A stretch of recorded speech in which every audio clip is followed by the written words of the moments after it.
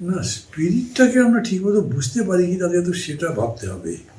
সেটা কেন বললাম, স্পিরিটটা কী ছিল খুব সহজভাবে বললে, যে কোনো আন্দোলনের স্পিরিট থাকে ফর বেটার সামথিং, গুণগতভাবে ভালো কিছু।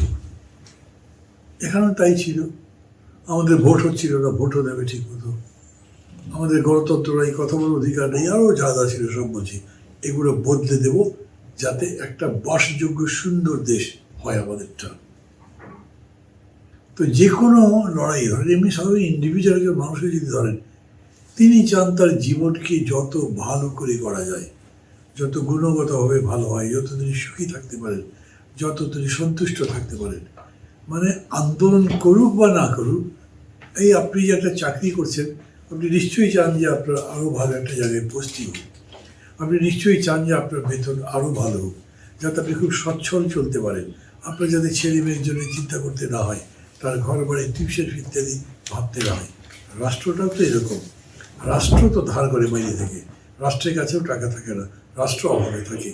রাষ্ট্রটাকে সমৃদ্ধ করতে চাই আমরা। তো সেই চেষ্টা করা, পিরিটটা এখনো হয়তো সবার মধ্যেই আছে, কিন্তু শেষ বিচারে রাজনীতির প্রশ্ন হচ্ছে রাষ্ট্র ক্ষমতার প্রশ্ন। রাষ্ট্র ক্ষমতার মোহ বা লোভ বা আশা ছেড়ে দিয়ে কেউ রাজনীতি করছেন এরকম নেই। বিপ্লব বলি না তো, দেখেন বিপ্লবের একটা কনসেপ্ট হলো কি, ক্লাসিক্যালি বলা হতো একটা শ্রেণীর ধাপ থেকে আরেকটা শ্রেণীর কাছে ক্ষমতা যায়। মানে পুঁজিপতিদের কাছ থেকে ক্ষমতা নেয় শ্রমিক শ্রেণী, অথবা ধরেন যে সামন্ত বুৎসুদ্ধি জমিদার তন্ত্রের থেকে ক্ষমতা নেয় উঠতি বুর্জোয়া, জাতীয় বুর্জোয়া, দেশপ্রেমিকরা। এখানে তো শ্রেণীর বদল হয়নি।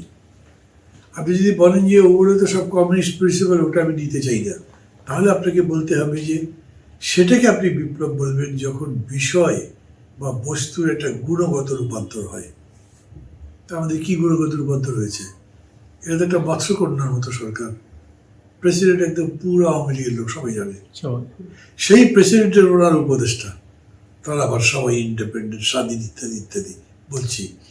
মানে ভেতরে শ্বাসগতভাবে যাই থাক, বাইরের দৃশ্য তো যেটা আছে সেটা কিন্তু মানে একটা কোনো বিপ্লবী ছাপ বলে না।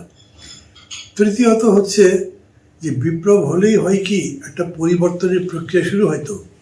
প্রথম সরকারটা যায়, তারপর সরকারের সাথে সাথে আরও যত সরকারের অপভ্রংশ, সরকারের যত বাজে জিনিস, অভ্যাস, আইন কানুন বাতিল হয়, নতুন নতুন গুণগতভাবে ভালো জিনিস সেখানে জারি করা হয়। এরকম করে তো কিছু হয়নি।